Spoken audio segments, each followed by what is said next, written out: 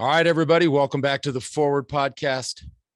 I tell you, to say that I'm excited about this one is a massive, massive understatement. I have been a friend of this man's for, 2 decades. Followed his career and just sheer awe of what he has built, the following he has built, and the passion that he brings not just to life but to business life, and especially to the point of longevity, optimization, biohacking, quality of life. I think also probably one of the most important things. My guest today, Tony Robbins, has really sort of done it all and has overcome so many things in his life from a health perspective. It's when I say I sit in awe, I mean it. I mean, he's truly inspiring.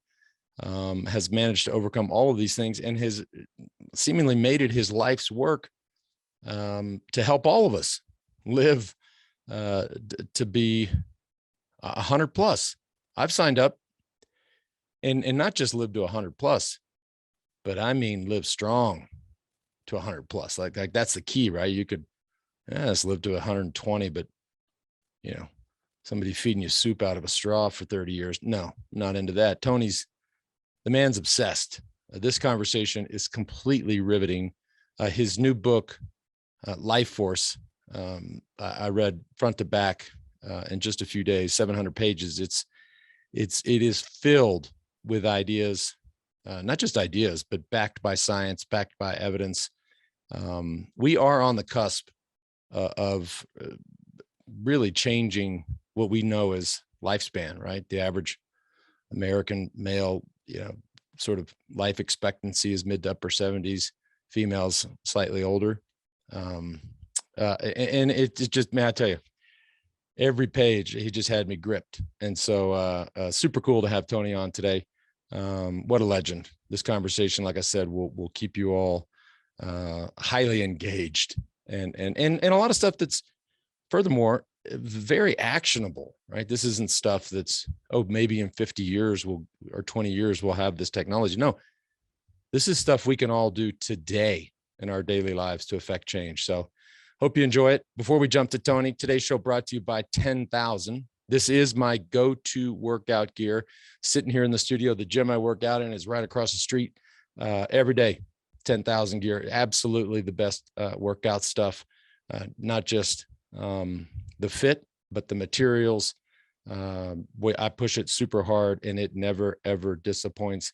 10,000's direct to consumer company, over 10,000 5-star reviews, free shipping and returns, and a lifetime guarantee. My personal favorites are the 7-inch interval short with the liner and the versatile shirt, all different colors. And I'm telling you, it is the best.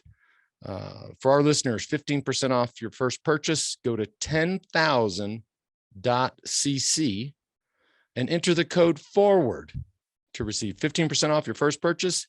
That's 10,000.cc, and the code is FORWARD. Today's show also brought to you by Athletic Greens. I talk about them all the time. This company is on a tear. I don't know if you just saw the news. Recent round of funding just completely validates what they have built. I'm full admission, I'm not great when it comes to veggies and eating the stuff that you're supposed to eat, that your mama taught you to eat when you were a kid.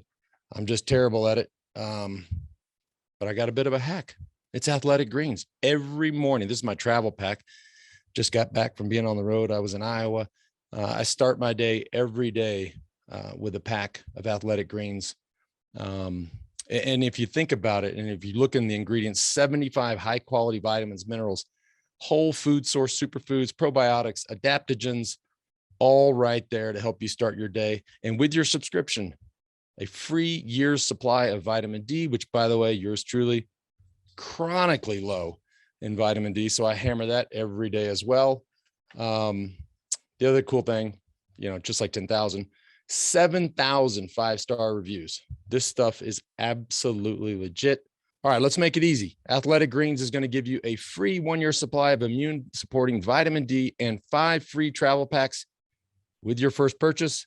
All you have to do is visit athleticgreens.com/forward One more time. That's athleticgreens.com/forward to take ownership over your health. I know I sure have. Made a huge difference. Believe me.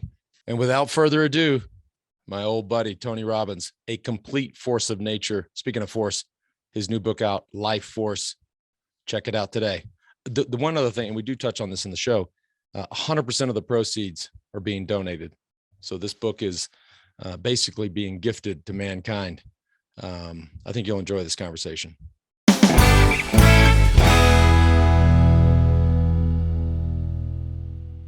Tony Robbins, man, how the hell are you? I'm doing good, Lance. It's been a long time. I was sitting here. We're in Aspen. I'm sitting here in Aspen, Colorado, and I was out. It's called fat biking. So it's like mountain biking, but you're on the snow. And I was thinking so much about this conversation. I was like, when is the last time I saw Tony? And I know I did one of your events in the early 2000s in Portland.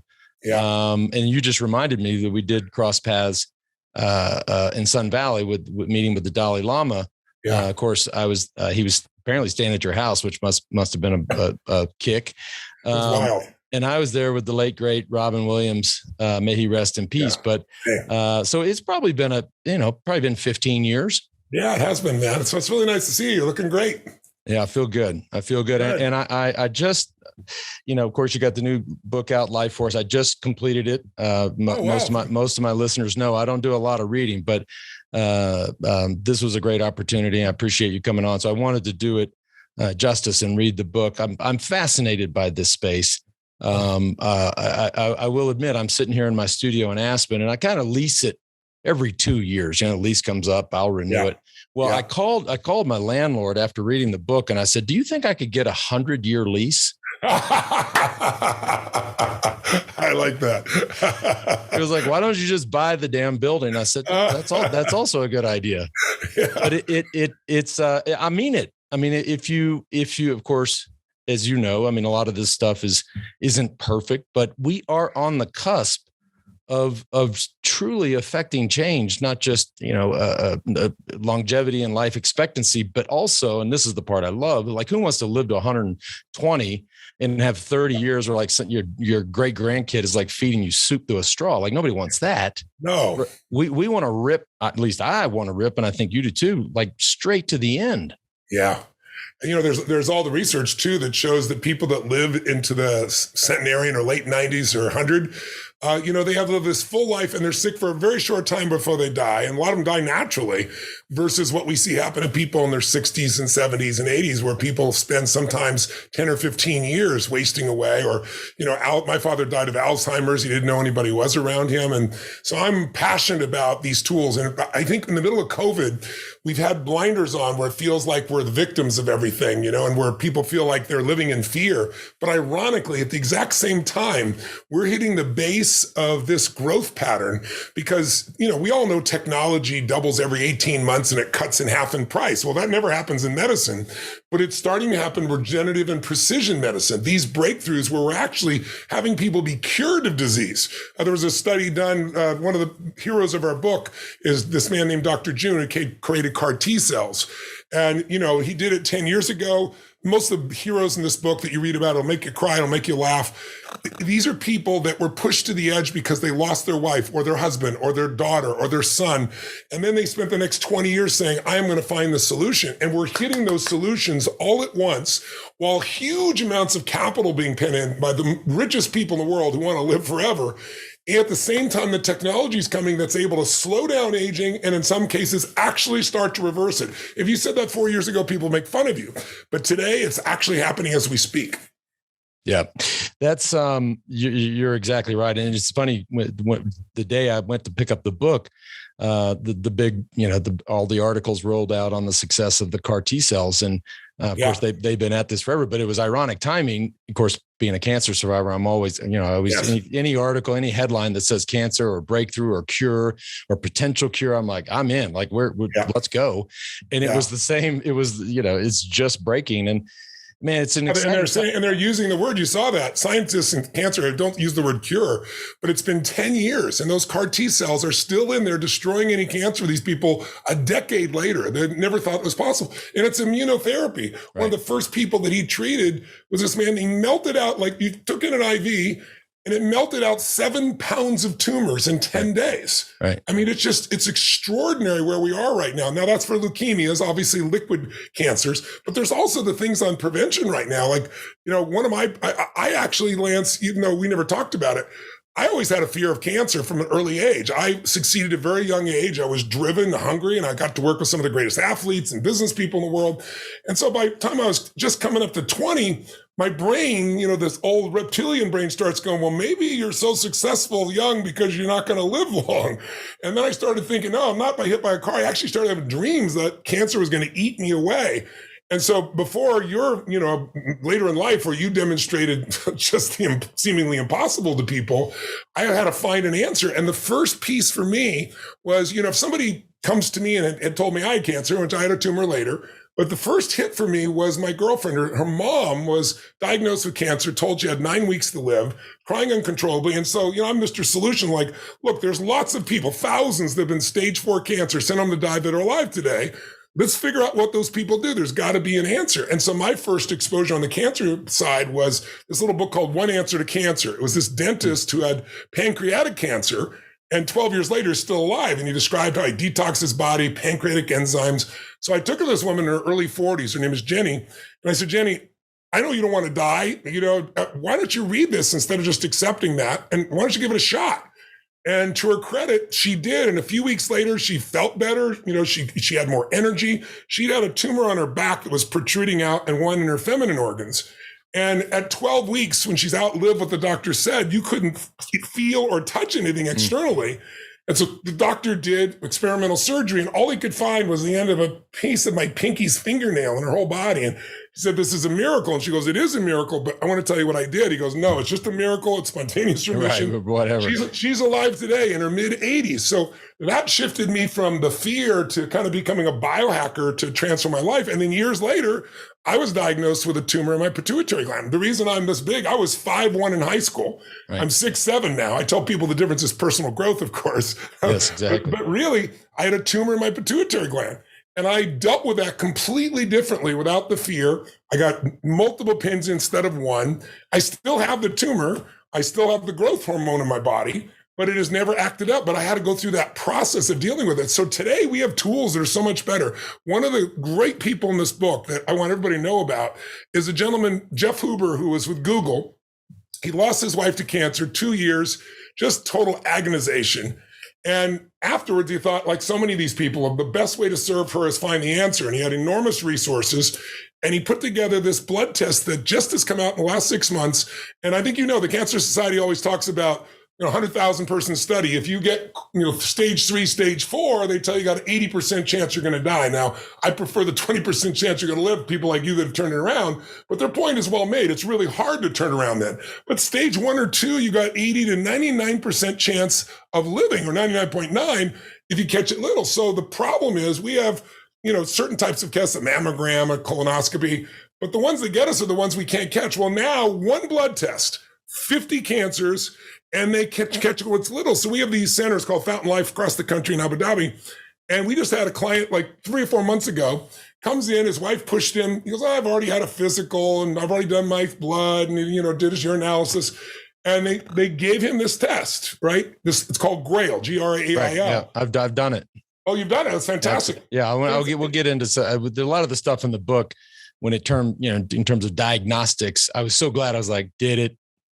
Oh, I'm so glad. Yeah. Let's keep going on the GRAIL because it's people need to hear this. What's amazing is this guy, we give him the GRAIL test and we find out he's got bladder cancer, but it's early, super early stage. It's a 20-minute outpatient procedure and he's cancer free. Exactly. They have the same thing on the heart side now. Do you know about the CCTA test? Well, you talk a lot about the Clearly test in the book as well. Right.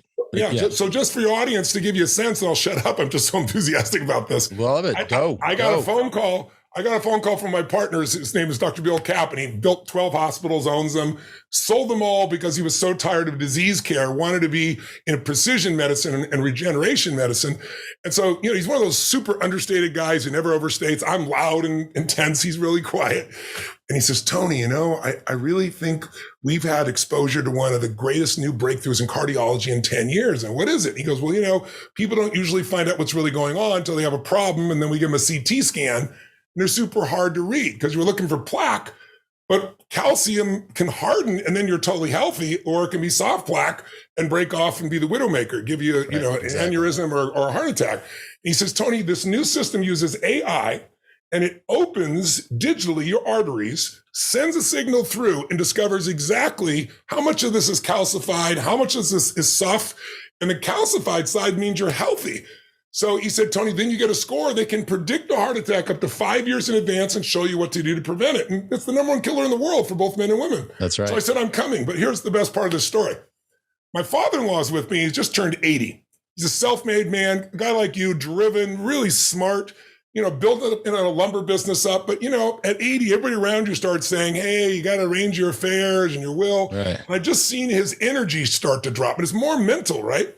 So I said, hey, listen, I'm going to go do this test, Pops. Why don't you come with me? We both are old enough. We're going to have some soft, tissues that are going to have to deal with, but they'll tell us where they are and we'll know what to do. And they'll show us what to make things happen to turn around. So we go. Here's the best part.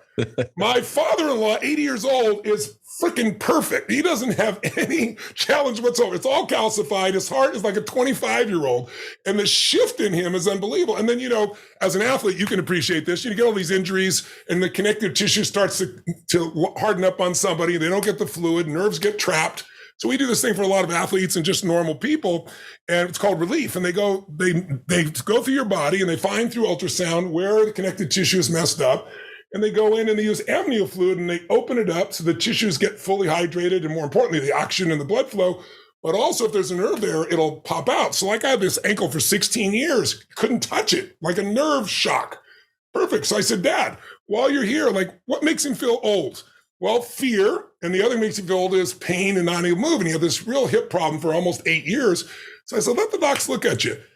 30 minutes later, they've done 2 interventions. He's walking smooth as silk. We get on the plane, Lance, and he sits like this across me. He goes, I'll never forget this. He goes, those people talking about living 110, 120. He goes, I don't know if I buy that stuff. But Tony, my heart's perfect. I'm walking perfect. I could live another 20 years. You've only been married to my daughter 22 years. That's like a whole nother life. His whole life has changed. So I think it's really important for people to know these diagnostics today, they're not, you don't go to your doctors, well, most people still do, and have them, tap on your ankle or your knee rather, look down your throat, listen with a stethoscope. That's 80 years old. Today, you can find out exactly what's going on and then address it when it's little and easy to deal with, or be freed up to just feel great about your life. The story in the book of your father-in-law, just the way you described it. And I've often, cause I'm 50, I've put my body through a lot. I still push it hard. I got little aches and pains, low back, the hips are bad. Traditionally in cyclists, hips are terrible. Yeah, of course. I've crashed, hundreds of times, you name it. Like I get on I would tell people isn't there some sort of, and it was so funny when I read this part of the book, I was like, there's got to be like a WD-40 for the body. Like, just give me this shit. Yes. And I want to just walk out and just like moonwalk out of the place. And people are like, you're crazy. And I'm reading the book and I'm like, holy shit. Tony's talking to me about the WD-40 for my body. Like I am, if anything in that book was like, okay, I'm going to take action. That was the one story and anecdote where I was like, I have to have that. Like that's just too good to be true. When we're done, we'll talk offline and I'll invite you to come as my guest and we'll do it. We'll set it up for you. It'll blow your mind. I mean, my hips are in a different position. I'm 62 and I go on stage. I burn 11,300 calories. These guys follow me that, work with Tom Brady and a lot of, the guys, the Olympic guys. So for 3 years, they followed me to measure what my body does. So 11,300 calories in a day. I didn't believe it. They didn't believe it. Right. But, that's 12 hours on stage holding 15, 20,000 people in a stadium, for 2, 3, 4 days in a row. That's one day. I jump 1,000 times, Lance. So when I come down on 282 pounds, so they explain to me it's 4 times your body weight. So imagine 1,000 jumps times 1,000 pounds, 1,000,000 pounds of pressure. Look at my bone density. They go, these are humans, these are Olympic athletes. This is this creature called you have 99.9% more bone density than anybody's seen just by those demands. You know this from exercising. If you run with somebody and you get where you can't talk, it's a 4 of lactic acid. I'm in an 18 and still speaking. Right. So I've had to deal with all these things as a biohacker. And today I'm doing stuff that I wasn't able to do when I was 27 or 28 years old. And it isn't because I'm so great. It's because these tools now exist, but most people don't know about it. And this is the thing, like you could say, if you just were sitting next to somebody on a bus or a plane and saying that, like people would look at you and be like, if it wasn't you, it'd be like, oh, come on, man. Like I absolutely believe you. Like I believe in where we are, where we're going, and what is possible. But I just want to go back to the Grail test and the full body MRI, because I think this is too important to pass up for the listener or the viewer. Please. And by the way, and my good buddy Dr. Peter Attia encouraged me to do the Grail test. Yeah. A lot of you folks out there are familiar with his work, and so I come at this from the perspective of a cancer survivor. And he tells me all about the technology, how this is new, and it will detect the most minuscule amounts of cancer for 50 different types of cancers. There is a large part of me that's like, wait a minute. I'm not so sure I want to know, right? There is that used to be my attitude too, Lance. But as a survivor, I'm like, for sure. Like I'm just waiting for the call from Peter going, hey dude, there were 2 or 3 of these popped up. Like we got to, and he called me and I'm just shocked. And then we'll get to the MRI as well. Totally clean. Yeah. I'm like, how does that feel? Like, how'd you feel in that moment, man? And of course I love to have, a cocktail or 2 here or there. And I was like, I'm going to have one early tonight. Like I am so healthy. And then I took it a step further and did the full body MRI. I did it at also on Peter's recommendation. I did a place in San Francisco called Biograph. And another one. And for those listening, I mean, we all kind of know what MRIs are. If you have a bum knee or a bum hip or a broken shoulder, whatever. And so I go in, and then the guys and gals, this is from the tip of your head to the bottom of your toes. Okay. I think it's like 15 million slices, something crazy. And then again, they want to do the Zoom consult. I didn't have time to stay afterwards. So I get on and I'm just waiting. And they literally start at the top of the head and they're just going brain. Right. I had 2, of course, metastatic lesions on the brain, which was crazy to still see the bolts in the head. Yeah. And then they get down to all the really vital, stuff in the neck that where strokes originate and all the, and they're just going down the body. I'm like, okay, so far. And they get to the lungs. Of course, I had 12 golf ball size Mets in the lungs, totally clear. Then they get to the vital organs. Then they get to the liver. And I'm like, oh no, here it goes. And man, they go all the way down. At the end of the day, I got a little arthritis in the shoulder. I got 1 hip that is not great, but not bad. But the vital organs, man, pancreas, liver, lungs, heart and I'm just like, I get done with it. And it was about 45 minutes with the doc. And I'm like, okay, are we done? Like, I want to get off the call. Like you're telling me, like while in my head, right? Yeah. I'm getting off as fast as I can, but this is stuff, it's here right now. And like, why not know? And this is what's so cool. And I haven't done the Clearly test for the heart, but like, I want to know it all. Right. In the old days, to your point, like they tap your knee, test your reflexes, give you some blood work. Oh, this is a little low, it's a little off. Take this supplement but no, now, man, this, we know everything or almost everything. And I would strongly encourage folks, like, come on, jump on it. The technology is there. And to your point of the fellow that had bladder cancer, like you want to know on day 1 or 2 versus day 2000 when you are getting your affairs in order. That's right. It's just, man, it's awesome. We're living the best started life, and we have these new tools and technologies. So why I ended up writing this book at this stage? Mm-hmm. I was being an idiot, Lance. I'm running down, not in Aspen. I was in Sun Valley. I'm chasing a 22-year-old professional snowboarder. And, you can imagine my mass coming down the mountain. 282 pounds. Yep. Get out of the way. Yeah, get out. Everybody's getting out of the way. And this guy had moves I clearly did not have. And I had a crash. I thought I broke my neck. I was knocked out, and I come out of it. and I ripped my rotator cuff so badly that, you and I both lived in pain at times. It was like 9-9 pain, right? Because it's nerve pain. So I couldn't sleep. I slept an hour, slept 45 minutes the next day. So then I found I'm sure a pulse electronic magnetic frequency, PEMF machine. And those things are amazing. There's 3,000 studies how it heals your bones and 50% of the time your nerves. So it took me from 9-9 to a 5, but it wasn't enough to heal the whole thing. So, what do? You go to your docs, and docs are the best people in the world. They donate more time and more devotion to their clients than they do their own lives sometimes. But they're about 20 to 22 years, I show you in the book, studies behind what's available. So I said to him, okay, let's say we do the surgery. What's the prognosis? Well, I have to be honest with you. You may tear your rotator cuffs again. It happens often. You may not be able to raise your arm above your shoulder. Well, how long's the rehab?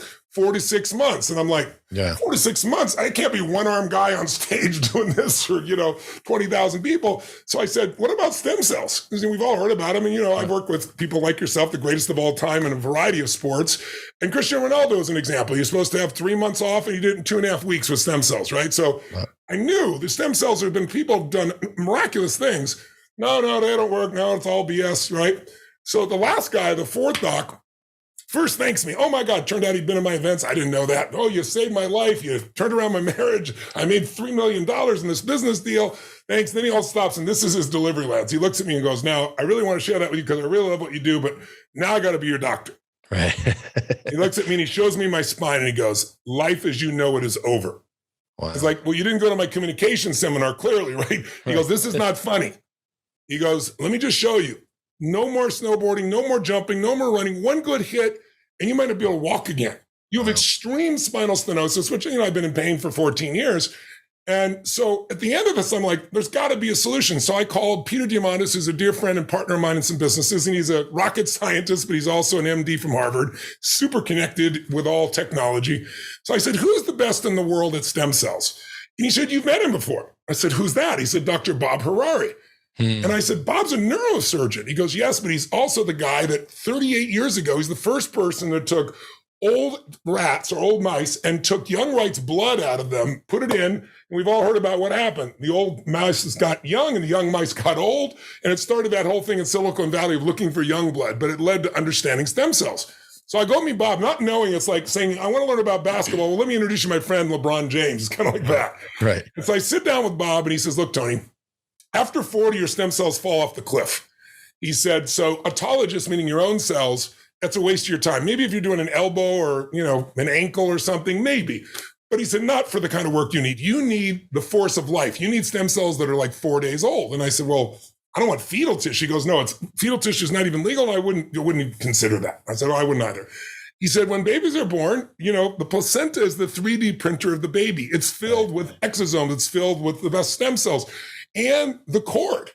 And he said, I'll send you a place where you'll get that. It's 4 days old, and it has basically the archetype to trigger everything in your body. So I went to this location.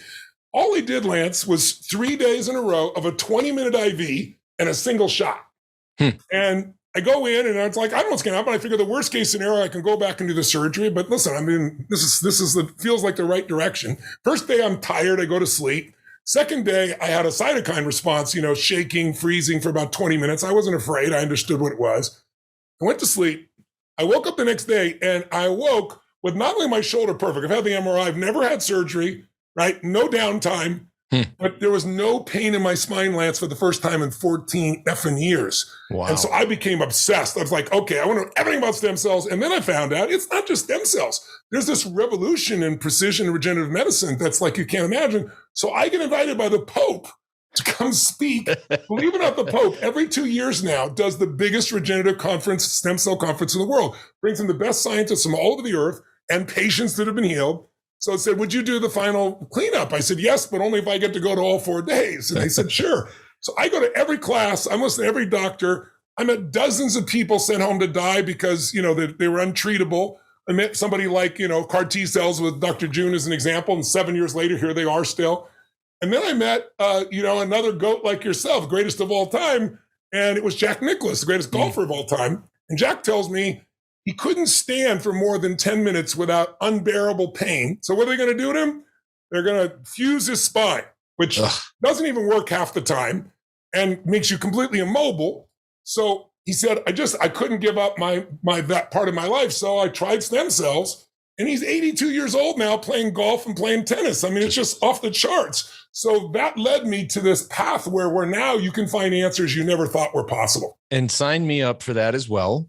There's just no, I don't know that I have any, I don't have a rotator cuff that's out, but and I want to talk about this later in the show, just about, because this stuff is so new and emerging, and with that drives a lot of fear and stigma to an extent with a lot of folks. And so then you get this intersection with our very own FDA. And it was one of the things that just kind of kept coming up as I read your book. I'm like, should the FDA, or could they move faster? Now, I know, like, I'm not looking for cowboys here or going rogue or do anything stupid, but it feels like with all of this stuff happening, like real time, like, I mean, somebody over there is going to have to wake up and start moving a little quicker. I think just by that was, and again, it just kind of kept coming up like, wait a minute, because I know you went. I believe the trip for the stem cells was down to Panama or someplace. Yeah. So it's, not everybody wants to go to Panama to get stem cells, sure. but if they lived in New York City and it was in New Jersey, they would go. Well, the FDA is now providing, we have these centers called Fountain Life, and Bob Harari is one of our partners, so he's pretty well connected. But you can get an IND, these investigative new drug principles, where they allow us then to give stem cells to someone here as long as it's under their authority. And they've approved about 80 different diseases. About 1 million people have been treated, but you got to know what you're doing. And that's why I wrote the book, so you could tell the difference. But if you did, do these things locally, you can. And that's the goal. The goal is to get the FDA there. But what's happening is more data is being accumulated offshore. So there are multiple locations in countries where they have different laws. They've investigated, they've supported it, but they're collecting the data. And we'll be using that data to help get the FDA over the hump for some of the things that they have not yet approved. But I'll give you an example of one that'll blow your mind. I mean, you may have read, you read it, so you'll remember, but your audience will be mind blown. A company called BioSplice. I met these people at the Vatican. Unbelievable what they're doing. There's a part, when you're born, your fetal tissue. In fact, if they cut off your finger, most people don't know it, up until 10 days old, if they don't stitch it up, it'll grow back like a salamander. Wow. But then your fetal tissue disappears, and everything that's you is basically grown by something called the Wnt signaling pathway, PWNT. Yep. It's been known for 20 years, 30 years. Pharmaceutical companies have been trying to figure it out. They have. This company figured it out in the last 5 years. They just published their work. They're at phase 3 trials. Again, safety is the first phase. Second is effectiveness. Third is effectiveness at scale. So they think they'll have approval at the end of this year or beginning of next year. But here's what they've got right now. A single injection. And if you have osteoarthritis, you regrow all the tendons in your body through your own stem cells are triggered to do it. And 11 months later, you not only don't have any osteoarthritis, but you have the equivalent of like 16-year-old tendons. Doesn't matter if you're 50, 60, 70 years old. I mean, this is the world we're in now. Right. And I'm signing up for that too. That was a great both, brother. I think you were sitting with our mutual great buddy Sanjay Gupta, and I remember you sort of recounting the story that the doctor stands up and is walking everybody through this idea and the work they've done, and I guess it was like everybody's looking around going, wait a minute, are we being punked here? Like it is that exciting. The other thing that just really came through loud and clear in the book. And I'm not, I'm sort of just like a basic, I'm not a brilliant guy. I'm just kind of just like average smart. But the thing that came through loud and clear was that the way we are treating the body is almost the way we have treated computers in the past. Right. And the ability to go in and rewrite, recode, just tweak and play. Oh, found a misspelled word. Let's replace the E with an I in the example of CRISPR. There's so much, and it's fascinating, folks, like because we all, we all grew up going to the doctor and he tapped on your knee and your foot went up. But this is more like, between AI, between all the tech out there, it's like we're working on a supercomputer. It absolutely is. And, there are kids that can see again because they've done this gene therapy on them. There are kids with sickle cell anemia that's cured, not like dealt with, but cured. But I'll give you an example of some of the most incredible breakthroughs. The third chapter I have is really about how the body breaks down and how to prevent that, how we age, basically, regardless of some people age very rapidly, some more slowly. And Dr. David Sinclair is probably the greatest longevity expert alive from Harvard. Right. good friend of Genius. mine. Yep. And you've met him. Have you met David? Never. He's very close with Atia, but I've never met him. But I've watched some of his podcasts, and He's a genius. Cool. Yep. He's 53 years old chronologically. He's 33 biochemically. Right. And he does these 4 or 5 things, and I'll explain one to you in a moment. But I've been doing it for less than 10 months. I'm 62, but I'm 51, and I've only done it for that time. His father is now 80. When his father was 71, his cognition went through the floor. His mobility dropped. He couldn't really walk. His dad outlifts him in the gym now at 80 years old, walks 2 to 3 miles a day. His cognition is back. So how is this happening? Well, this is really cool. So a lot of people think, well, when you're talking about code, that's what we are. Right. So you got a genome, right? And the original genome, it took $2.7 billion in 13 years to figure out in the 90s. And now it can be done for $600 and it's done overnight. That was one person for that $2.7 billion. That's how much technology has changed. But your genome is not your destiny. Your DNA is not your destiny. And scientists know this today. They still teach it in schools this way. I don't know why. It's your epigenome that makes everything happen. Epi, by the way, means above. So think of your genome as like the instructions, or maybe think of it like the piano, and the epigenome is the piano player. It determines which genes turn on, which genes turn off. That affects your aging, your health, everything you can imagine. So you go, okay, interesting. So I'm going to give 3 words to your audience. They don't need to memorize them, but I want to just give you a sense.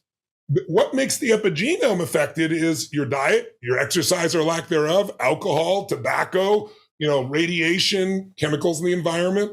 But there's something that's always trying to help that epigenome be better.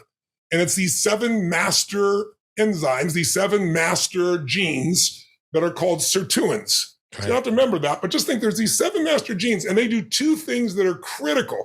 And this is why some people age quicker than others, and some people start to rejuvenate. Their job, number 1, is to get the epigenome to turn on the right genes at the right time and turn off certain genes, right? That's what they do. It's one of the most critical tasks. They also reduce inflammation in your body, which you and I both know is the basis of breakdown.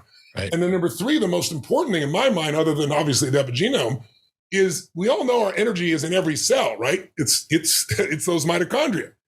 Well, it makes the mitochondria able to create ATP, which is a source of energy in your body, right? And you know more about that than anybody based on all that you've done in your life, right? So I know I'm giving you something basic, but I want your audience to understand this. So you go, okay, it also does something that competes with that. It's responsible to clean up damage to your DNA. Because when you're 20 years old, there's very little damage to radiation, chemicals. By the time you're 40, you've doubled that exposure. By the time you're 60, it's gone through the roof. So think of it this way. If everything's working well, it's like you have a mansion and you got a young staff and things break down and, 7 billion liver cells are gone that fast. 7 billion new ones are created in your body that fast. So the young staff can handle everything and you don't even notice anything's wrong. But all of a sudden they get older and older and a little senile and they forget a few things. They don't do everything they're supposed to do. And then you're running out of raw material. The grass is getting tall. That's right. And then raw materials there. And now you don't have a mansion. You have a shambles of a place. That's aging. So watch this. Okay, if I've got these master genes doing it, what's the problem? Well, in your late 40s and early 50s, there's a fuel source for these that I know you're familiar with, and that's called NAD. Right. And NAD is what makes all this work, but now it drops off the cliff. By the time you're 50, it's down by at least 50%. So the thing that's supposed to keep your genes in good place, right? The thing that's supposed to give you the most energy in your mitochondria, the thing that's keeping everything running, is in short supply. So now has to decide, am I going to clean up your genome or am I going to give you energy from mitochondria or what am I going to do? And so everything starts breaking down. Now, last word, for those who are not familiar, NAD, it needs a precursor. I know you know, it's called NMN, right? Never, mother, never. So this is gone now. Its body makes it, but the numbers are so small, you're breaking down. So it sounds like a terrible thing. Oh my God, I'm getting old, it's going to fall apart. Well, that natural substance can be supplemented. One problem, we went with David. His lab tested 6 different companies who sell NMN from $39 a month to $129 a month. It's all over the place.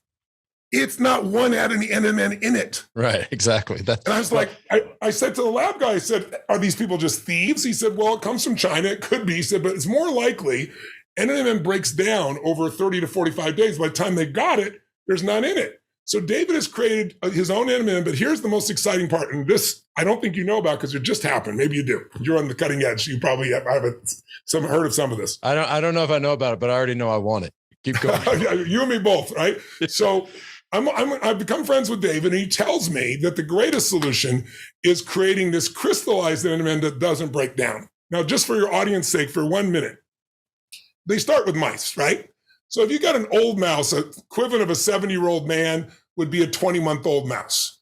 That mouse on a treadmill can make it a quarter of a kilometer max, and then they drop from exhaustion. A young, strong, powerful mouse, the most powerful, can run 4 times that. They can do a full kilometer. When they put them on NMN for 14 days, the old mouse on NMN, they'll start running 2 to 3 kilometers, 200 to 300% more than the youngest mouse. So you go, well, Tony, that's exciting, but do mouse studies always transfer to human studies? That was my question. Of course. And they don't always. Sometimes they do, sometimes they don't. This is the cool part. So David, in partnership with a group called Metro Tech Bio up in Boston, brilliant people, a company called Eden Rock is the overcrew. There's like 150 of these top doctors, like probably 100 of the doctors I interviewed, I find out at the end, this is like only a couple months ago when I'm finishing the book, are part of this company, and they're incentivized for results. I know you know several companies who are putting all these people together and just giving them big salaries, but that didn't work very well for Google. Nothing came out of that, right? These guys are incentivized. So they've come up with this synthetic crystallized NMN. And instead of 30% absorption is what they find normally in animals, they're getting 300% absorption. Wow. So what does that mean for a human? This is the best part. He told me, he said, Tony, I can tell you this now. I invested in the company because I want first access to this stuff, right? So they told me, he said, Tony, I can tell you these things, but you can't share them. Well, 2 weeks later, a week and a half ago, the Daily Mail did a story on this. And about a month and a half ago, in a Boston paper, there was this. And here's what happened. For the last 2 years, the American Special Forces, our military, has been testing this. Right. And it's been complete top. I got the article. Oh, you right got here. it. You're all over it. Yeah, Look at you, brother. You're all over it. I got it. No, for your audience sake, let me just tell them. So here's what they did. The commander, they just finished the study. It's a 2-year study. So they proved it was safe. They proved its efficacy. Now the FDA is monitoring it also for approval. It's not going to be a nutraceutical. It's something you get from your doc. But here's what's amazing. The commander got so excited, he blurted out stuff. So I can't tell you everything because it's top secret and it's legally unbound. But I can tell you what's public. And what's public is this. He said, what happened with those mice happened with the strongest men and women in the military. These are people who don't have much room for improvement, meaning their endurance exploded. Their muscle development from the exact stimulus, no more stimulus, was explosive. And the best part was their cognitive capacity expanded geometrically. And what they care about in the military is when you're exhausted and beat and defeated, this is what saves your life. This is what defeats the enemy, right? And your brain needs more energy than anything else. So now with COVID goes in and steals from your mitochondria. That's why people have this long-term fatigue. So they're in phase 3 trials right now in 2 hospitals, both for preventing COVID, but for long-term COVID turnaround. They've got one on kidneys. And right now, their belief is, based on where they are with the FDA, in 24 months, this will be available. You could go to your doctor. Imagine a single pill that's a natural substance in your body, so there's no side effects, that would clean up, well, first of all, turn on and off the right genes, reduce your inflammation, right? Give you more power in every cell of your body so your endurance explodes, your energy explodes, and clean up your DNA. That's what's happening right now. Right. And that's what we're talking about. I mean, I've done some NAD drips. Yeah, me too. And boy, I don't know about you, but man, it's intense. That's a full commitment. Folks listening, I mean, it's a IV drip of NAD, and for whatever, I don't know why, but it's like somebody backed an 18-wheeler over your chest. Like it just got this. So any alternative to that? Yeah. Like sign me up. Yeah, no IV. You're just getting the precursor so that your body naturally magnifies it. I mean, it's so much better, and you don't have to worry about going through somebody sticking a needle in you or anything of that nature. Exactly. So back to this point of how our bodies are sort of being treated like supercomputers, because you have this, Ray Kurzweil does an amazing introduction for the book, but and you guys and gals just need to go read it. But one line stuck out. He says, we're on the cusp of profound medical advancements as artificial intelligence begins to unlock the mysteries of our bodies and brains. And then to boot, your co-author Peter Diamandis, refers to how he hopes, or probably already does, digitally upload myself. That's right. I mean, I mean, come on. And, Yeah, and the other we're- the other great thing, this is a great, and I was not at this lecture, but I guess, and I have it on good record that this is true. But the CEO of Moderna was talking about the vaccine and was, because remember when COVID hit and people were like, oh my God, we need a vaccine, and then somebody says, well, how long does that take? And they say, well, the world record for a vaccine is 3.5 years, and we're like, oh fuck, we're screwed. Well, so and I don't know the CEO's name, or I forget it, but so he says by the time they had the actual virus, when Fauci sent them the virus, they had it mapped in 48 hours. They had it in a human being in 52 days. And then the kicker was at the very end, the moderator asked him, they said, what's a misperception of Moderna or big pharmaceutical companies? And he says, it's real simple. We're not a pharmaceutical company. We're a software company. Yeah. I mean, come on. There's really, it's fascinating because what it really is, the vaccine is gene therapy.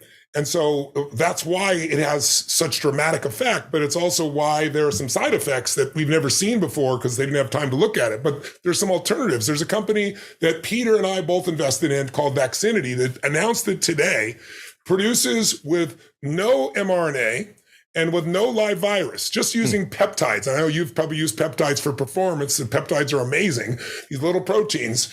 And it has 3 times the titers of what you get from the traditional mRNA vaccine. So it'll be the new booster. It's being tested now in London. So technology, we think it's there, and there's always another level. There's another level. And so we just, the secret for me is find the things that are proven. Find the things got enough track record. The safety is there also. And then make utilization of those things because it's all happening faster and faster because of AI. They were able to do that because of AI. And there's AI even around nutraceuticals now. Certain things that you can find. Like, for example, some little ones, right? Cancer you and I just talked about. I mean, there's 1,000 studies now on broccoli sprouts and how they reduce your chance of cancer, but for women with breast cancer, reduced it by 80%. I mean, it's like broccoli sprouts. There's these little things, like little technology. I want people to know besides the high-tech stuff, there's a new FDA product for someone who's trying to lose weight. A lot of these products in the past gave leaky gut. They were terrible. This one is nothing but cucumbers. And it's approved by the FDA, and you drink it and it expands 100-fold, so you're feeling full. The average person, according to the FDA, loses 22 pounds. So there's these little things besides these, and then there's incisionless brain surgery. Why would I want that? Well, if you have a mom, a dad, a grandpa, somebody in your life who has Parkinson's, I witnessed this woman, it's mind-boggling. She's on 15 medications. She's shaking like a leaf. She can't drink water herself. She can't do anything. She can't walk across the room. This new technique is from a company called Insight Tech. And by the way, it's in 100 university hospitals and it's available on insurance. So I want you to know some of this stuff sounds so crazy. It's here right now. You just don't know about it. Right. It takes about an hour in an outpatient piece with an MRI to find the spot that's creating the trembling. They treat it in 15 seconds with super high level ultrasound. The woman gets out, walks across the room, no wobble, and it didn't fully register. And then they handed her a glass and she looked at it and then she reached out and got the glass and then she drank the water. And have you ever seen somebody get those audio implants and they hear for the first time? Right. Same, crying uncontrollably. That was 2 years ago when I witnessed that. 2 months ago, she just did a 50-mile bike run. Wow. I mean, this is what's available right now, but ignorance, again, is not bliss. Ignorance will keep you from having what you want in your life. So there's low tech and there's high tech. There's sleep. I don't know about you, Lance, but my whole thing is I'll sleep when I die, right? It's like I've been a 4 or 5 hour sleeper. My wife won't sleep. We're the opposite there. I'm a sleeper. Oh, you're smart then. I was dumb. So then I go home here and I'm like, my wife's always 8 hours sleep. You got to come to sleep. It's good. You need to sleep. So I just trying to squeeze everything I could out of everything. So I meet Dr. Walker, the neuroscientist that's up there from UC Berkeley. He's kind of like the sleep guru for Google and people. He says, Tony, I think I can convince you. I said, well, different people need in different amounts. He said, that's reasonable, but there's a certain amount you need and it's not 4 to 5 hours. I said, okay, give me your best pitch. And by the way, I was working on the sleep chapter at 6:15 in the morning. I could be up for a 9:30 meeting. So it's there's something wrong with this picture. Right. So he says, all right, here's my pitch. We did a study on 1.6 billion people. I said, that's impossible. You couldn't coordinate it. He said, we didn't coordinate it. It's 70 countries that have daylight savings time. All we got to do is look at the statistical changes when that happens. And here's what they found. when we spring ahead and lose that 1 hour Right. in 70 countries around the world I for hate the that next night. 3 days. Hate that night. Yeah, I do too. That night, when they do that, you lose 1 hour. For the next 3 days in 70 countries where they do it, the average is 24% in heart attacks. Here's what's even more crazy. When we fall back and get 1 extra hour, it drops on average in all 70 countries 21%. He showed me the same thing on traffic. He showed me a man who has 45 hours of sleep, usually has testosterone of a man 10 years older than he is. Then he got my attention even more. And then he started showing me the simple things. But people don't sleep in our society. So you just need a ritual of a time to go to bed because the body works on rhythms. You know that as an athlete. Second, you need to get yourself an eye mask. You got to not look at that blue light, and you can use a red glasses or something of that nature. And you need like 65 degrees so that your body goes deeper. Those 3 or 4 things will change your life. I mean, it sounds so simple, but it changes your biochemistry. It changes your hormones. It changes everything about your life.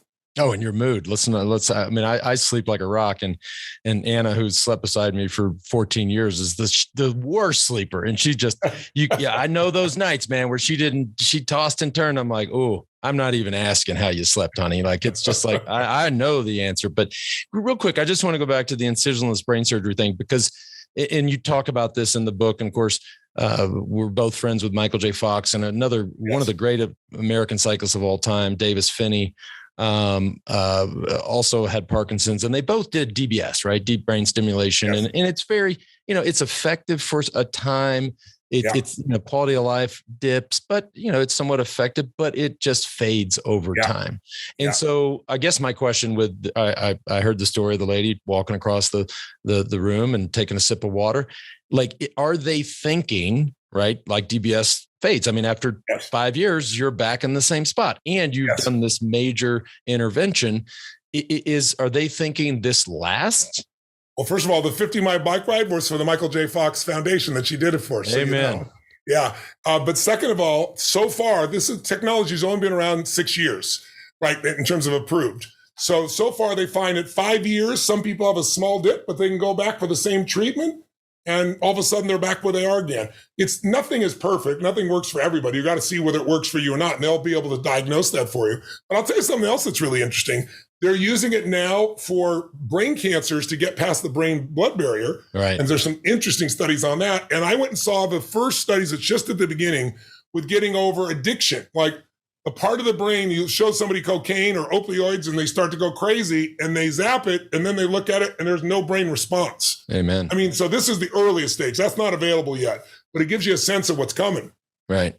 Yeah, that's I was fascinated by, or really interested in all the blood-brain barrier talk in the book, because of course when I was diagnosed, started out as testicular cancer, grew, went to the abdomen, then the lungs, and then the brain, and and when they finally discovered these 2 lesions on the brain, I thought, well, they're going to treat all these other things. And they explained to me the blood-brain barrier. And they said, unfortunately, these chemotherapy, this is going back, I just celebrated my 25th anniversary. Oh, congratulations. Thank you. Last October 2nd.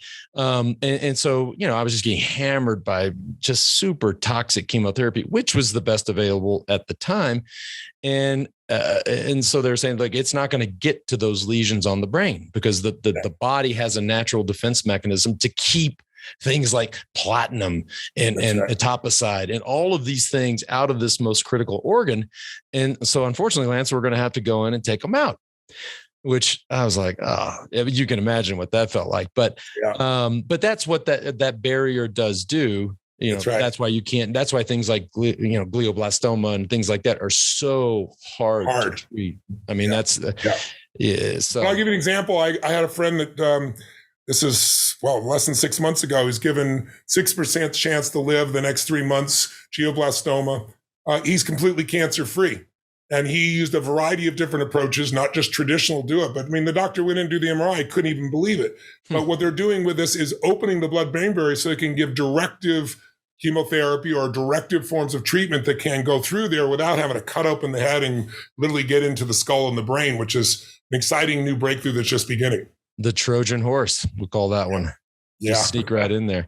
Yeah. And the other thing that really comes through in the book, and you talked about it with really just lifestyle choices. I mean, Yes. we can talk a lot about all this exciting stuff, right? And you and me are fit, and we want to be fit, and we want to stay fit, and we want to live forever.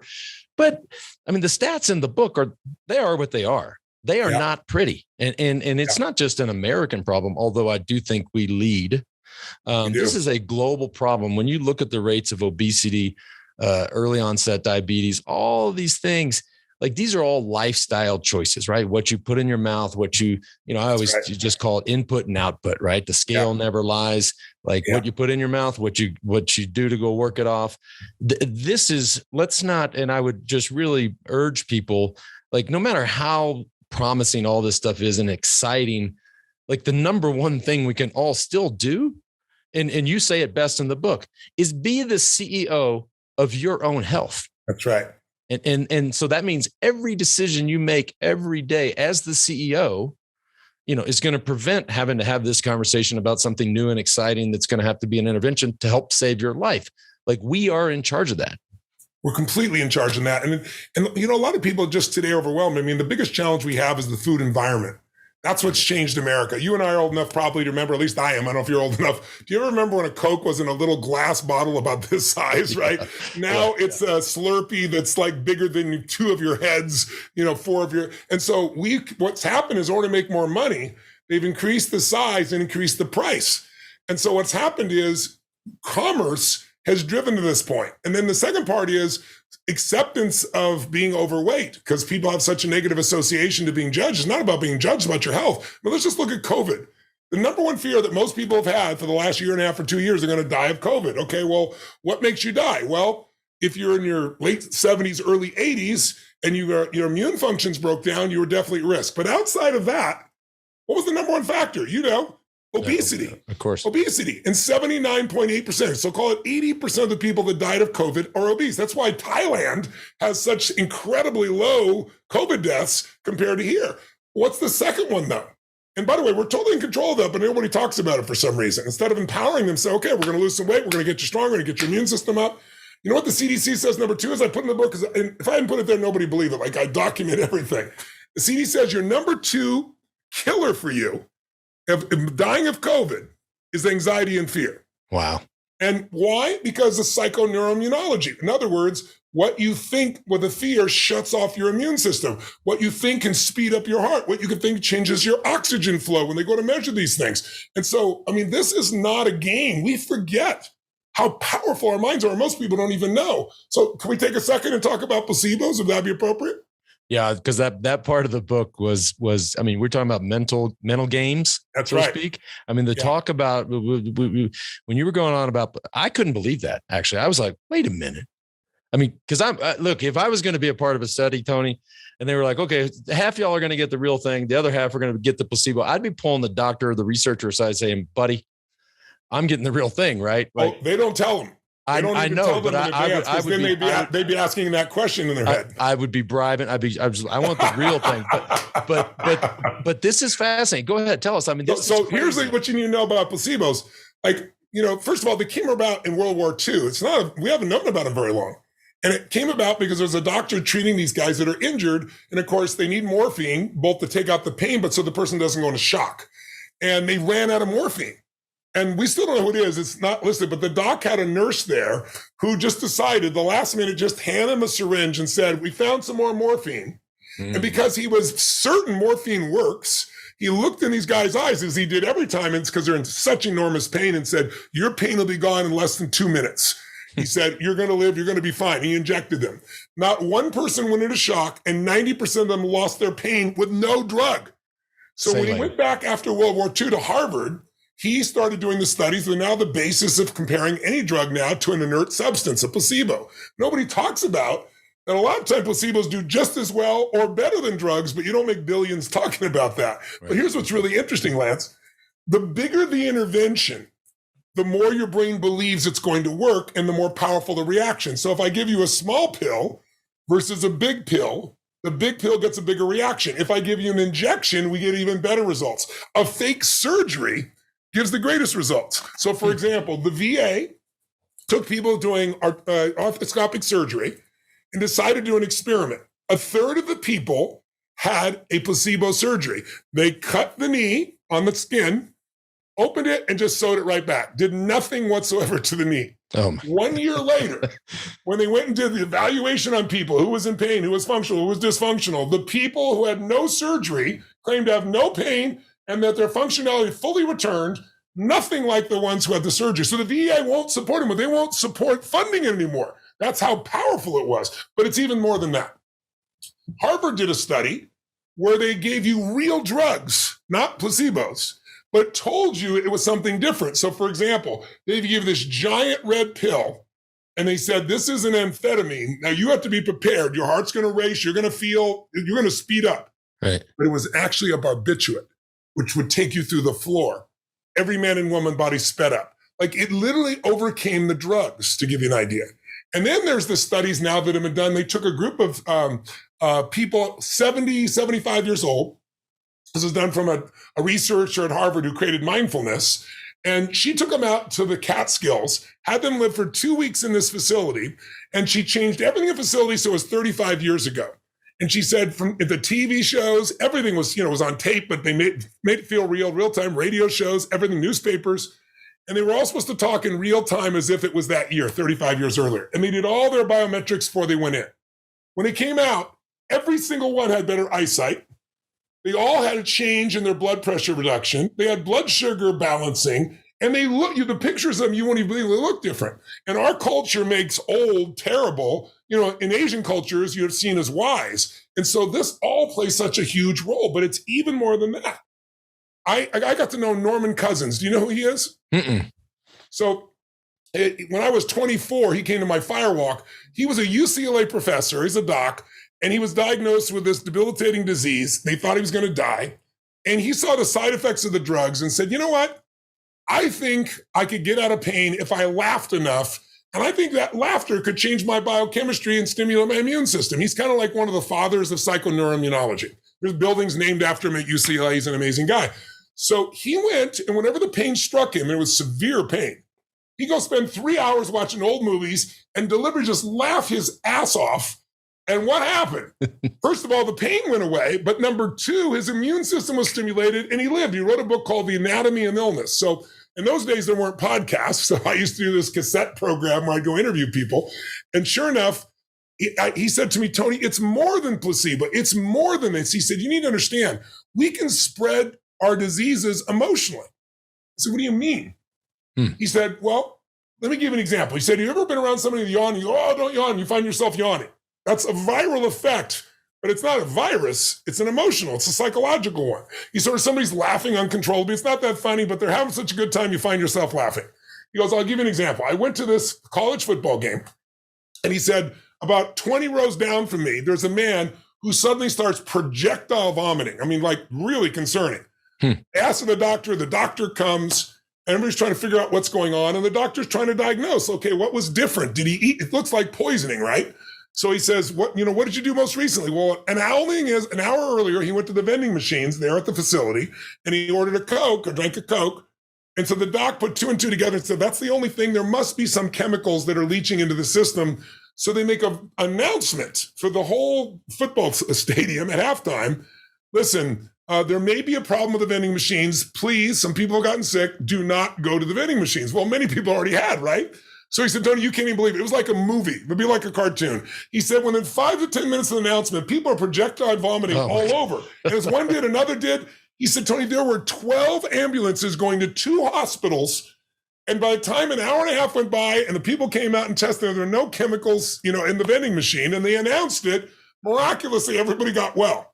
So it's like we can make ourselves sick or we can make ourselves healthy. And so that's why the mind, and you know this as well as anybody on earth, buddy, you never could have done what you've done without it. It's that capacity to direct the mind that can get the body to do things you never knew. And healing is one of those things. Totally. I read an article, just yesterday. It was in Golf Digest. I love the game of golf, love following it. It was about a kid named Morgan Hoffman. I don't know. I'll send you the article or you can look it up. Please do. So he played at Oklahoma State, which is like a factory for PGA Tour winners. Fowler, all the guys were there. He's the man. Gets on the tour, just amazing talent. And then the swing speed starts to drop, starts to lose some muscle mass in his pectoral muscle. and couldn't figure out what the problem was. Finally, diagnosed with muscular dystrophy. Doctors say, I hate to tell you this. He's like, of course, his first question is, can we fix this so I can get back to playing golf? They said, I hate to tell you this, you're going to be in a wheelchair in 6 months and you're not going to live another 5 years. And it is one of the most, in the last 6 months, it's the most incredibly inspiring article I have read. His name is Morgan Hoffman. So he says, you know what? And he wasn't super woo-woo before. He was very careful about his diet, very serious about his sport. He said, I don't think so, man. He moves to Costa Rica with his wife, lives off the land, does a lot of, sound therapy, probably a fair bit of plant-based medicine, sure, totally vegan. And there's one part of the story, which I kind of still can't believe. He does this sort of drinks his own urine thing, but whatever. Oh boy. But yeah, I know. I sort of draw the line. I know that. I know about that. But the story, anyways, the guy surfs every day. And it's been 5 or 6 years, surfs every day, works out, does yoga, is plotting a comeback to the PGA Tour. I'm like, where's the fucking wheelchair? Like, it was so, it was really, really, it was a very, very long form piece, but incredible. I read it. I was like, man. Please send it to me. I remember seeing, I think it was Pablo Casal, the pianist, and I think he was like 89, and he was all crumpled up from his fingers and so forth from arthritis. And people were like, how is he going to eat? He couldn't barely walk. How's he going to play? But when he sat down at the piano, and his entire state changed. His face changed, everything, and boom, and he became as nimble as you can imagine. I mean, just like we forget the power this has in our lives. That's why I'm in the business I'm in too, because I know mind and emotion is the game. And that's why when people get the book, please be sure to read the last 2 chapters, because they'll also show you how to change your mindset, what you can do to make that happen. Yeah. My favorite quote, and I'll just read it to you, because I think it sums it up, and I know you got to run. So but you said, if you were about to die right now, if the Grim Reaper were on your doorstep, you'd negotiate if you could, right? Let's say you bargained successfully for one more week of life. How would you spend that week? Would you be whining, worrying, complaining, regretting? Would you be frustrated and angry over some ancient disappointment? Would you suffer your way to the end? Or would you choose to leave the world loving and laughing? Would you spend those last hour on the friends and family you love, giving, connecting, sharing your most honest and intimate emotions? Would you try to squeeze every ounce of exhilaration out of every moment you had left? And I mean, that is it, brother. I mean, that totally sums it up, because that's, we all get busy. Right. We all want to do all these things. We want to do stuff. We want to make money. We want to buy shit. Like, we get busy. Life moves fast. But there is going to be that week, right? Yeah. We're all going to have, no matter how much is right. evolving, we are going to have that week. But why not? And that's why just reading that and just reading it again, I'm yet reminded again, like, we should be living that week this week. And I plan on having another 50 to 100. But that should be, now look, we all have funky days and bad days. It's part of life. And headwinds, right? Yeah. But those 2 paragraphs, man, I was like, amen, that is it. Well, I'm glad it spoke to your heart. It comes to mind to you, and everybody reads it. And you come down, you reach out to me, but send me that article if you would. And then come down to Fountain Life with me. Like, we've got one here in Florida. I'll hang out with you. I'll take you down there, and I'll do the full pieces on you and show you some of the tools that are going on for some of the body parts that might be challenging. I'll sit you with Dr. Cap. You can talk to him directly and see what you might want to do, and we'll take care of you. WD-40. I got to get that full body lubricant. That's right. And then the Clearly test I got to get. And then before we bounce, just one more question, because this is because I love all this, and I by the way fully expect it to happen. I think, let's just say the average lifespan for average American male in the U.S. is mid to upper 70s. Let's say 100 years ago, it was 40. I understand. Yeah, no, that's another fascinating part of the book, the way that you just weren't needed anymore, and we needed your food, so it's time for you to die. That's right. Like, that's literally the way it went down. But let's just say we bump it up to 90, right? So you can't open any publication or watch the news or even be aware that that planet Earth is in a bit of a crisis. Yes. What is going to happen? Like, so now we're talking about, and according to Dr. Diamandis, adding 2 billion people to the planet. Yeah. And again, I'm all in favor of this, but it begs the question, what's going to happen with 2 billion more people? All the things that come with that, cars and emissions, and that maybe is the next book. Like, how do we, because I firmly believe that obviously, as this situation, as we talked about, lifestyle, huge factor, the number one factor, but science will come along and we'll be able to reprogram our bodies. But I think there's an intervention there on the environmental side. I'm not that smart, but I'm just thinking, like, there definitely are. And there's some people doing things right now that blow your mind. If I had more time, I could walk you through, but I'm sure you've heard about people that are able to take the carbon out of the air. It's just too expensive. But I know one particular company that Bill Gates invested in, I just invested in, that's having breakthroughs that will blow your mind. And, solar works for small things, but the big engines of industry, it's not strong enough. And there's a brand new company. It just went public. The same gentleman put this together. He's just a genius. He's got more companies. He's got 7 companies. He started from nothing and passed $1 billion. So more than Elon Musk, like 3 more than Elon Musk. Anyway, genius guy. Totally committed to changing the environment, and it creates the same temperature as the sun from solar, so it can drive these giant machinery. So we're on the beginning of that. And the other thing you have to know is that while we've had this growth in the numbers and billions of people, and we'll have for a little bit more, there's already a pattern around the world, outside of India, outside of various parts of the world, especially China is obviously trying to get more people. But there's a trend as people get more educated, women specifically, the birth rate drops. And the need for older people, you see this in Japan, the need for people who are well and old and not old and decrepit and spending 15 years sick in a hospital or breaking down. That's what's really needed. And with more discussion, I'll send you some articles that'll blow your mind that might give you a little bit more optimism about what's really going to happen, not just by being optimistic, but actually looking at the facts. Yep. Yeah, no, this has been great. Tony, I enjoyed catching up with you. It's been too long. Let's not let it go this long. We'll definitely hit up Fountain Life, and I'm an optimizer. Like at the end of the day and at the beginning of my day, I want to be optimized. And so this is the book, guys and gals. And I should add, because it's most people probably don't know this, but 100% of the profits of the book being given away, donated to one of your favorite charities, Life Force. This thing, 700 something pages. All my friends out there, yes, I read the whole damn thing. I know it's a surprise, awesome. but That's awesome. it is a force. So, thank you, Lance. I really appreciate it. And please send me that article. We'll make sure we get our text back and forth from our team. And then you let me know when you want to come to Florida, and we'll walk up and we'll set this up. You're going to be blown away by some of the stuff. Just like I'm telling you, I'm in. Book it. I'm in. All right, brother. Yeah. Take care of yourself. Thanks for having me on. Yep, you bet. Bye-bye.